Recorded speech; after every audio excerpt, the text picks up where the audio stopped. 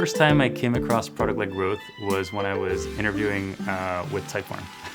I had just moved to Barcelona, and I had been introed to the CEOs, and they were telling me about their business. They didn't have anybody in sales or customer success or even marketing, and yet they had like 30,000 euros of recurring revenue, and I was just like amazed.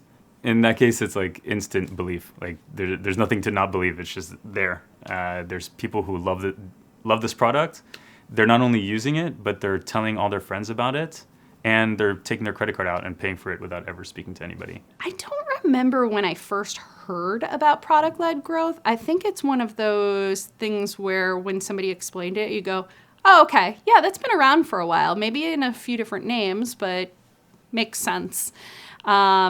I've pretty much always believed in it. I would say a few companies ago, a few lifetimes ago, I worked on a product that did virtual college fairs, and I ran acquisition marketing. And up to that point, I had really focused on how do you bring somebody into the funnel and then kind of let it go from there.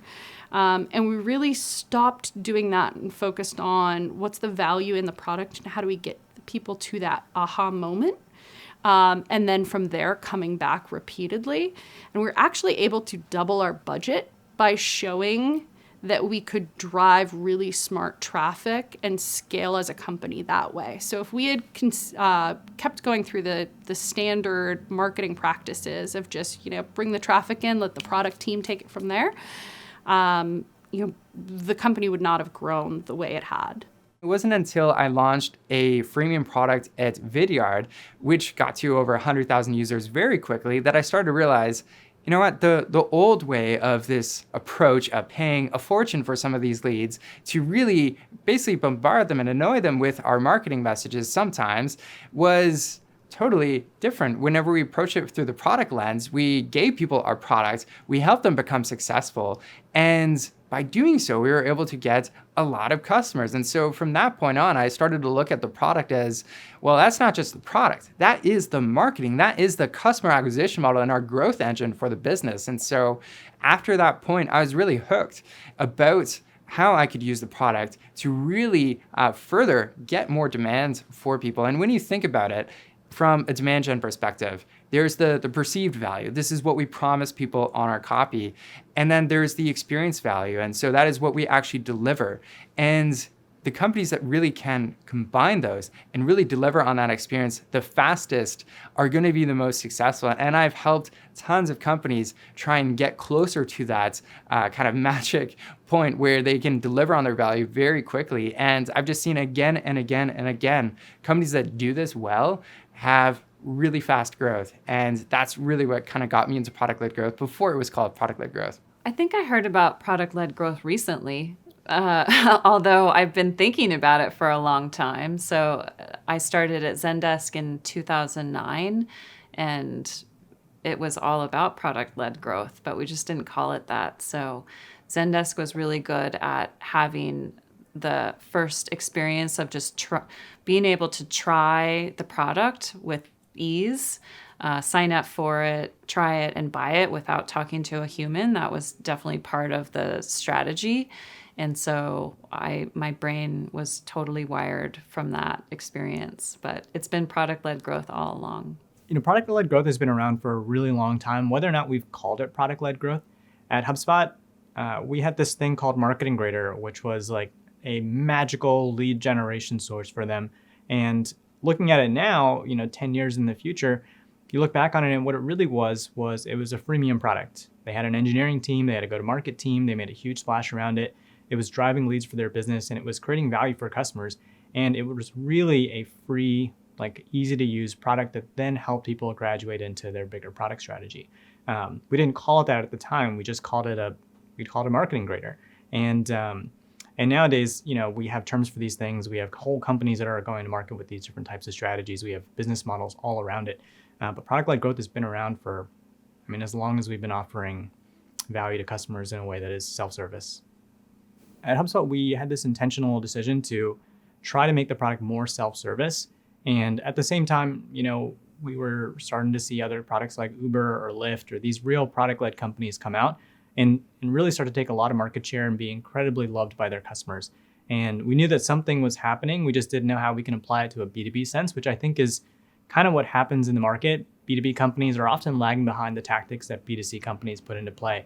And so when we look at games, when we look at some of these other B2C types of products, even direct to consumer brands nowadays, these are all product-led strategies. And so seeing them come out is what really made me believe in it. Everyone wants to name the hot thing. And so product-led growth, I think, is maybe one of the newer names. Previously, people would talk about viral growth. That's just one part of product-led growth, but maybe one of the more exciting parts where one person invites another.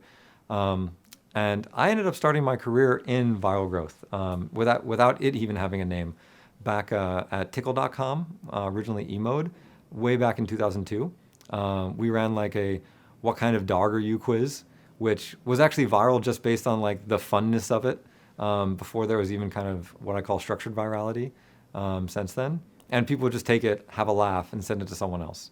And so that's where I kind of cut my teeth in this PLG world. And since then, we've seen that model become more structured, have known best practices, and then be applied to the social world especially, and then more and more to the B2B SaaS world. I think it's most recently been applied to B2B businesses, maybe because it's like the de facto way that you grow a non-B2B business. It's just seen as fish in water. But it is true that any product you're looking to get to massive scale, at the end of the day, has to grow without a person holding your hand, because there's just not enough people.